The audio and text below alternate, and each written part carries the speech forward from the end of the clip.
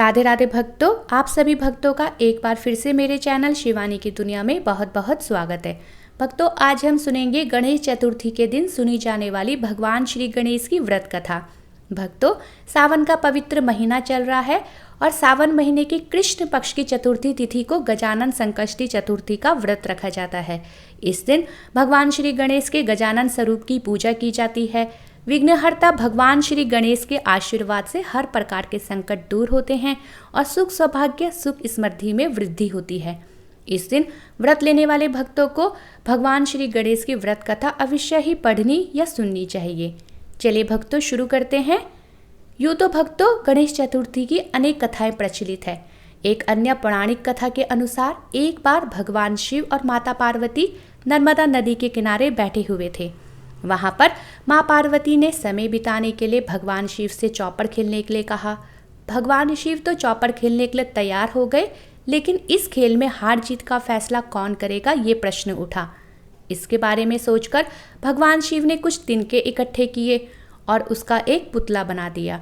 फिर अपनी शक्ति से उस पुतले में प्राण भर दिए, जिससे वह पुतला जीवित हो उठा। तब भगवान शिव ने उस पुतले से कहा, बेटा, हम चौपड़ खेलना चाहते हैं, लेकिन हमारी हार जीत का फैसला करने वाला यहाँ पर कोई नहीं है, इसलिए अब तुम हमारे खेल को देखना और बताना कि हम में से कौन जीता और कौन हारा। भोलेनाथ के ऐसा कहने के साथ ही चौपड़ का खेल शुरू हो गया। खेल 3 बार खेला गया और संयोग से तीनों बार देवी पार्वती ही जीती।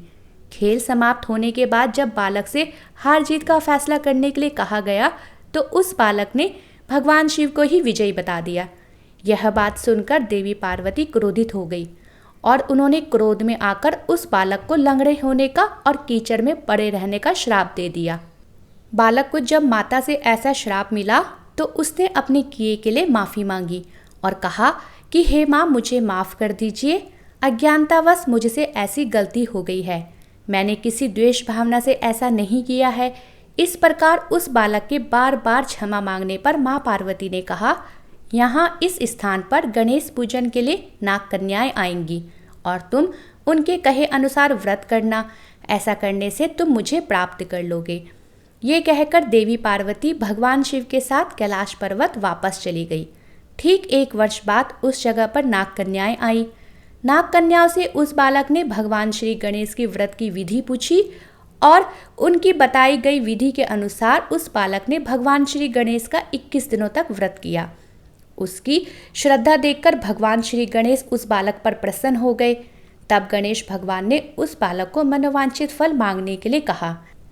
तब उस बालक ने कहा कि हे भगवान श्री गणेश, मुझ में इतनी शक्ति भर दीजिए कि मैं खुद अपने पैरों से चलकर अपने माता पिता के पास कैलाश पर्वत पर पहुंच सकूं और ये देख पाऊं कि वह मुझे देखकर बहुत प्रसन्न हो।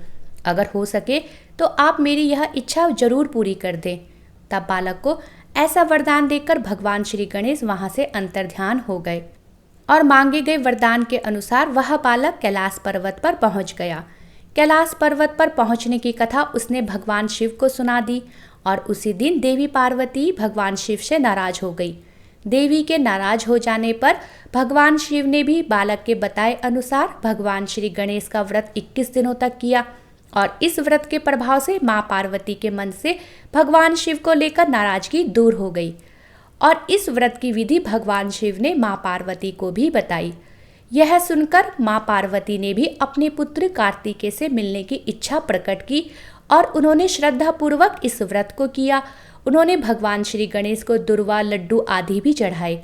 व्रत के 21वें दिन भगवान कार्तिकेय स्वयं पार्वती माँ से मिलने के लिए आ पहुँचे और उसी दिन से श्री गणेश चतुर्थी का ये व्रत मनोकामना पूरी करने वाला माना जाता है।